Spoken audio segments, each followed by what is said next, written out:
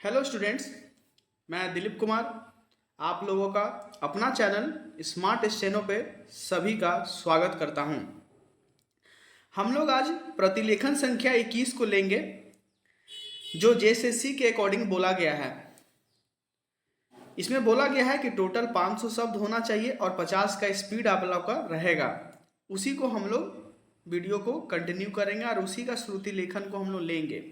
तो जाइए चैनल को सब्सक्राइब कीजिए, लाइक कीजिए, बेल आइकन को ऑन करना ना भूलिएगा क्योंकि इससे बहुत सारा इंपॉर्टेंट जितना भी स्टेनोग्राफर से रिलेटेड रहेगा वो सारा जब भी मैं डालूंगा आप लोग को नोटिफिकेशन बहुत जल्दी एकदम तुरंत पहुंचेगा। ठीक है, तो चलिए श्रुति लेखन को स्टार्ट करते हैं। श्रुति लेखन स्टार्ट होगा 5 सेकंड के बाद। स्टार्ट।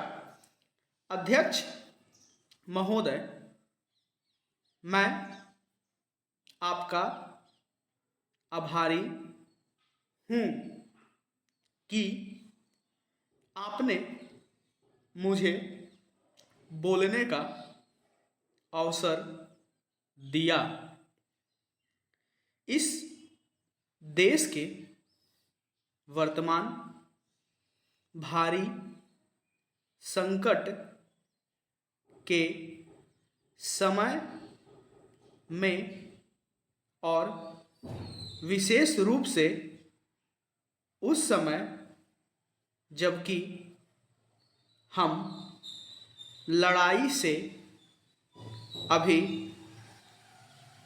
निवृत्त हुए हैं और आकाश में लड़ाई के बादल दूसरी तरफ से आने शुरू हुए हैं।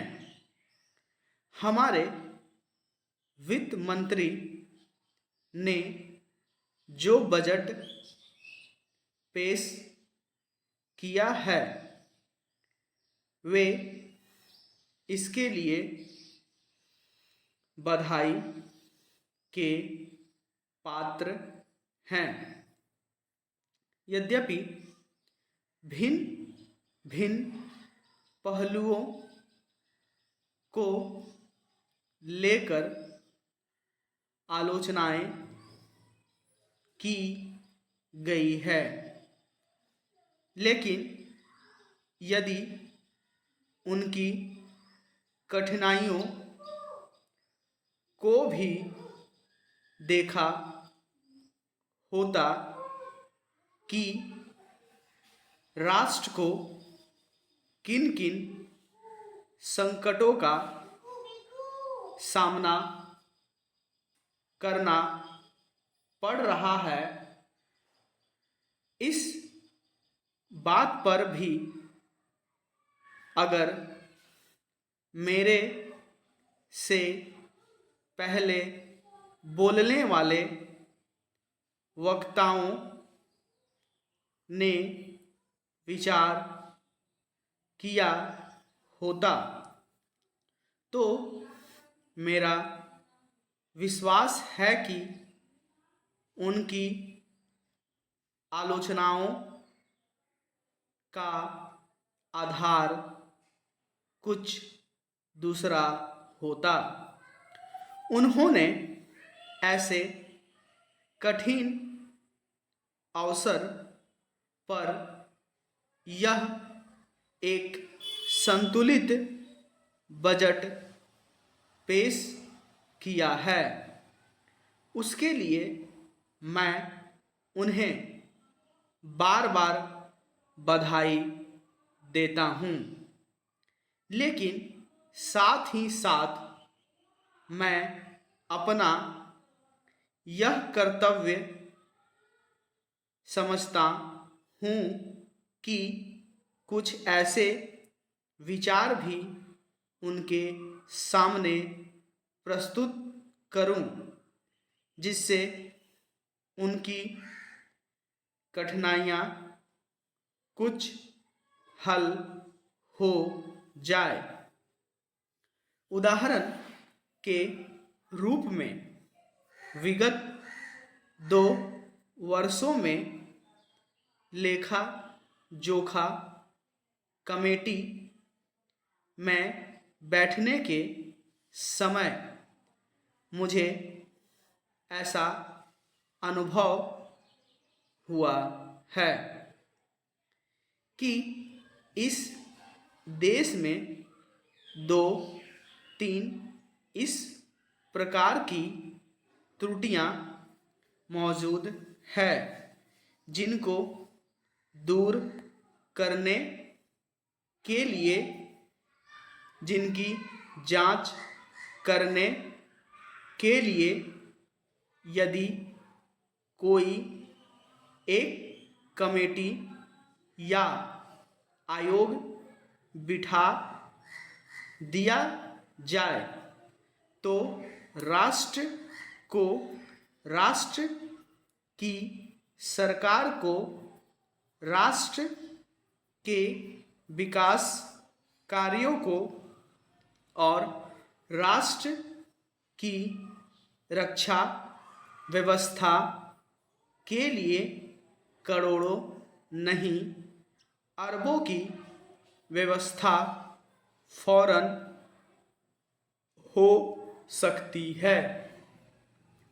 केवल शासन को जागरूक होकर कुछ कदम उठाने की आवश्यकता है। अभी कुछ छिपे हुए धन का जिक्र किया गया। सरकार ने भी समय समय पर ऐसा आभास दिया है कि इस देश में लगभग 30,000 करोड़ रुपए का छिपा धन मौजूद है। स्वयं मैं समझ नहीं पाता हूँ कि जब सरकार ऐसा अनुभव करती है तो इसकी व्यवस्था करने में उसको दिक्कत क्या आ रही है। ऐसा मालूम होता है कि कहीं इच्छा शक्ति की कमी है। भारत की इस सरकार ने अपनी शक्ति का ठीक से उपयोग करके उस दुश्मन के दांत खट्टे किए जिसके की ऊपर विश्व की शक्तिशाली और इंग्लैंड जैसी शक्तियों का अटूट सहारा था और जिसको कि उन्होंने हमारे विरुद्ध उकसा कर खड़ा किया था और अपना पूर्ण सहयोग दिया था।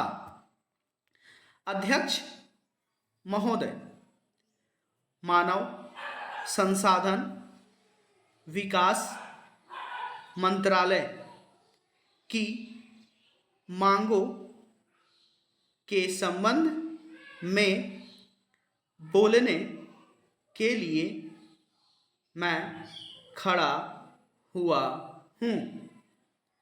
शिक्षा की पद्धति के बारे में, उसमें परिवर्तन लाने के बारे में, इस क्षेत्र में हमें जो असफलता हाथ लगी है उसके बारे में अभी मेरे मित्र ने बहुत कुछ कहा है।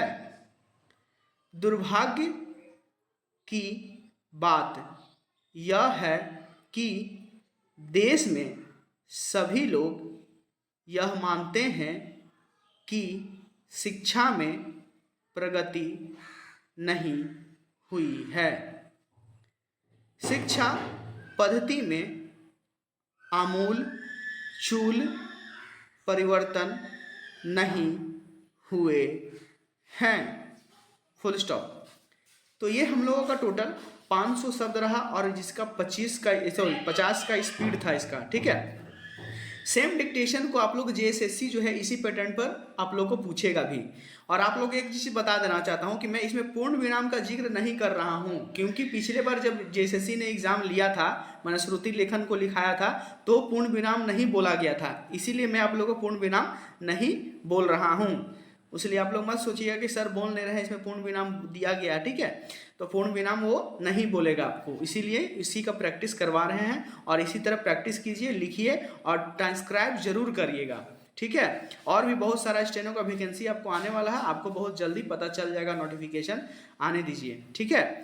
तो आज का वीडियो आप लोग यहीं समाप्त करते हैं, मिलते हैं कल नए श्रुति लेखन के साथ। तब तक के लिए धन्यवाद।